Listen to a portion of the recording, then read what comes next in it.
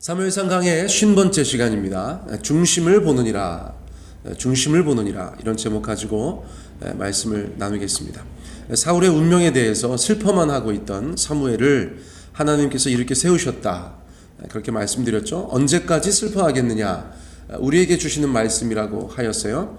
우리도 언제까지 지나간 것에 대해서 연연하고 슬퍼할 수 있기 때문이에요. 그리고 다음 왕에게 기름을 붓도록 인도하셨죠. 자, 4절 말씀입니다. 사무엘이 여호와의 말씀대로 행하여 베들레헴의 이름에 성읍 장로들이 떨며 그를 영접하여 이르되 평강을 위하여 오시나이까. 사무엘은 하나님의 말씀대로 행하였다, 그렇게 이야기해주고 계세요. 그런데 이 베들레헴 방문이 성읍의 장로들에게는 두려운 일일 수도 있었던 거예요. 왜냐하면 사무엘은 선지자로서 성읍들에 방문하여서 심판을 선포하는 일도 있었기 때문이죠.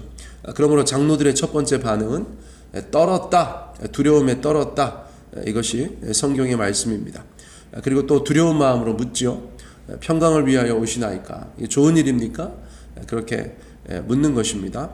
누군들 나쁜 일로 왔길 바라겠습니까? 당연히 좋은 일로 왔길 바라지요. 사무엘이 그의 마음을 알고 즉시 대답합니다. 5절 이르되 평강을 위함이니라. 내가 여호와께 제사하러 왔으니 스스로 성결하게 하고 와서 나와 함께 제사하자 하고 이새와 그의 아들들을 성결하게 하고 제사에 청하니라. 평강을 위함이다, 그렇게 답해 주니까 얼마나 감사해요. 성읍의 분위기가 확 바뀌었겠죠. 제사하러 오셨대, 화목제래, 우리 제사 드리고 같이 밥이나 먹자, 이제 그런 분위기로 변화되는 것이죠. 하나님께서 말씀하신 대로 그렇게 자연스럽게 이 일을 감당하고 있는 것입니다. 자, 내가 여호와께 제사하러 왔으니 스스로 성결하게 하고 와서 나와 함께 제사하자.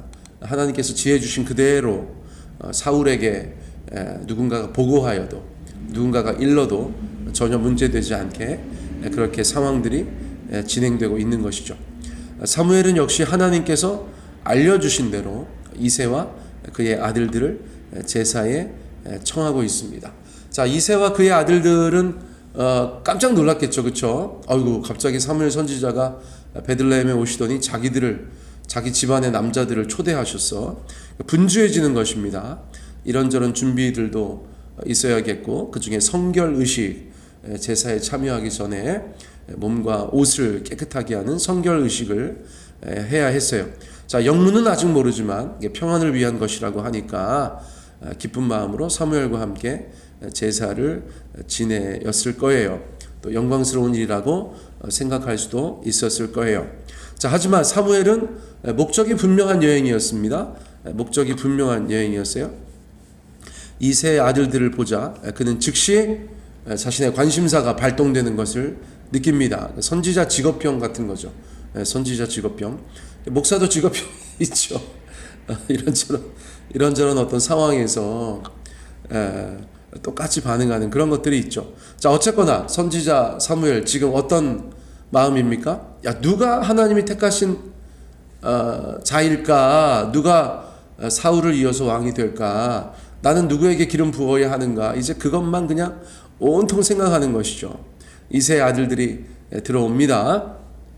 제사가 끝나고 화목제는 끝나고 나서 제물을 같이 나눈다고 말씀드렸죠. 자, 그러니까 막 사무엘이 막 너무너무 궁금한 상황에서 6절 말씀이 펼쳐지는 거예요. 그들이 오매 사무엘이 엘리압을 보고 마음에 이르기를 여호와의 기름 부으실 자가 과연 주님 앞에 있도다 하였더니.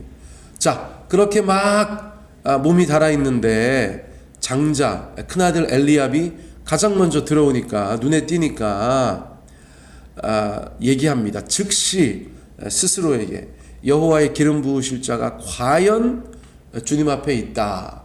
엘리압이라고 확신한 것이죠.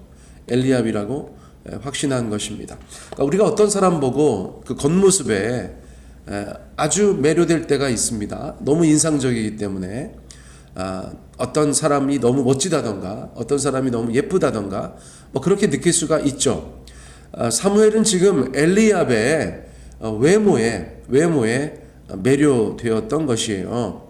엘리압은 그 외모가 출중했던 것이 분명합니다. 그런데 하나님께서 사무엘에게 즉시 말씀하세요. 야, 김칫국 마시지 마라. 7절 여호와께서 사무엘에게 이르시되 그의 용모와 키를 보지 말라. 내가 이미 그를 버렸노라. 내가 보는 것은 사람과 같지 아니하니 사람은 외모를 보거니와 나 여호와는 중심을 보느니라 하시더라. 사무엘상 16장 7절 아주 잘 알려진 성경 구절이죠. 그만큼 유명하다는 얘기고 그만큼 의미가 있다는 뜻입니다.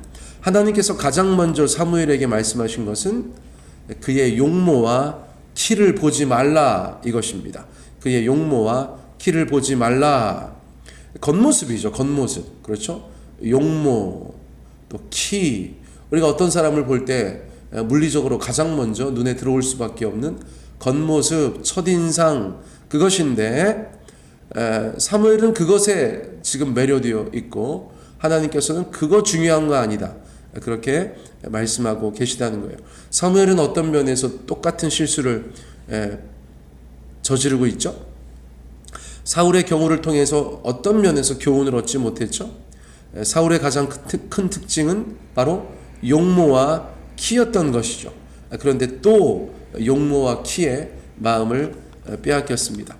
군사적인 왕이어야 한다. 이것이 사람들의 머릿속에 각인되어 있는 것이니까요.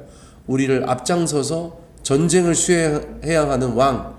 그러니까 풍채도 있어야 되고 키도 커야 되고 힘도 세 보여야 되고 그런 것들이죠. 그런 것들. 그런데 하나님께서 내가 이미 그를 버렸노라 그렇게 말씀하세요. 뭐 유기했다 뭐 이런 것이 아니고 그냥 그 사람은 내가 아니다 이미 아니라고 생각하고 있다 뭐 그런 의미겠죠. 엘리압은 아니다. 근데 이유도 말씀해 주세요. 이 말씀도 굉장히 중요하죠. 무엇입니까? 내가 보는 것은 사람과 같지 아니하니 사람은 외모를 보거니와 나 여호와는 중심을 보느니라. 너무 유명한 말씀이에요. 내가 보는 것은 사람과 같지 아니하니 사람은 외모를 보거니와 나 여호와는 중심을 보느니라. 전제는 그것입니다. 전제는 하나님은 사람과 다른 관점에서 본다. 그렇죠? 하나님은 사람과 다른 관점에서 본다. 이것이 전제이고 핵심은 사람은 외모를 보지만 하나님은 중심을 보신다. 바로 이것입니다. 저희가 기억해야 될 것이죠. 사람은 외모를 보지만 하나님은 중심을 보신다. 자, 사람은 눈에 보이는 것이 중요하게 작동되는 것이죠. 적어도 처음에는. 그렇죠? 적어도 처음에는. 뭐 저희가 어른들 그런 얘기 하지 않습니까? 뭐 얼굴 파먹고 사는 거 아니야. 예를 들면 그런 것이죠. 처음에는 얼굴 눈에 보이니까 이야 얼굴이 중요한 것 같았는데 서로 가까이 지내다 보니까 또 살다 보니까 얼굴 파먹고 사는 게 아니다. 그런 이야기를 우리 조상들이 하셨죠. 바로 그것입니다. 지금도 외모가 중요하다고 느끼는 사람들에게 하나님께서는 야 외모나 안 봐. 나는 중심을 봐. 그렇게 말씀해 주신 거예요. 자, 하나님은 중심을 보신다. 이 말씀은 또 무엇입니까? 그러니까 외적인 조건과는 반대가 되는 개념이죠. 사람들이 단번에 알 수 있는 용모, 또 키나 생김새, 또 인간적인 여러 가지 조건들 그런 것에 반하는 개념으로서 하나님은 중심을 보신다. 그렇게 말씀하신 거예요. 사람의 눈에 보이지 않는 것, 그 내면에 있어서 오직 하나님만 보실 수 있는 것, 그것을 중심이다라고 표현하신 거예요. 오히려 눈에 보이지 않는 것들에 대해서 더욱더 중요한 것이다. 하나님께서 그렇게 말씀해주고 계신 것 같아요. 하나님은 그런 것들, 그것이 영성이든 인격이든 눈에 보이지 않는 내면의 것이 적어도 겉으로 보이는 것들보단 더 중요하다라고 말씀해 주셨다는 거예요. 하나님은 그것들에 더 가치를 두고 계시다. 그런 메시지를 오늘 저희들 가운데 분명히 말씀해 주고 있어요. 사랑하는 성도님들, 정말 그렇지 않습니까? 저희가 처음에는 어떤 사람 겉모습, 용모나 키, 생김새 안 볼 수 없지만 가까이서 계속 지나다 보면 그거 뭐 그렇죠? 그거 뭐 별거 아닙니다. 자, 그러면 어떤 사람이 정말 진국인가 아닌가? 그것은 오늘 말씀대로 용모나 키에 달려있는 것이 아니고 하나님 말씀하셨던 그 중심에 달려있는 것이다. 우리는 그 겉모습을 넘어서는 하나님의 관점과 하나님의 시선을 가질 수 있어야 한다. 그런 교훈들 저희가 하나 또 마음속 깊이 간직하게 됩니다. 자, 일단 중심을 보시는 하나님께서 마음에 두신 자가 누구인가? 이제 사무엘은 그 생각을 할 수밖에 없겠죠. 그래 내가 겉모습에 빠지면 안 되겠어. 하나님께서 중심을 보신다니까 누구인지 알려주시겠지. 일단 엘리압은 아니라고 하셨으니까. 자, 8절 9절 10절 연이어서 어떤 일이 벌어집니까? 8절에서는 이세의 아들 아비나답 둘째 아들이 지나가죠. 하나님께서 아무 말씀 안 하세요. 9절에서 셋째 삼마가 지나가죠. 하나님께서 또 아무 말씀도 안 하세요. 아니라고 하셨는지 모르겠으나 아무튼 사무엘이 아니다 두 번 말하였어요. 10절에서 이새가 그의 아들 7을 다 사무엘 앞에 지나가게 하였는데 하나님께서는 사무엘에게 아무 반응이 없으신 거죠. 또는 아니다라고 말씀하신 거죠. 그러니까 사무엘 선지자는 자연스럽게 궁금할 수밖에 없어요. 또 질문을 던질 수밖에 없어요. 11절 말씀.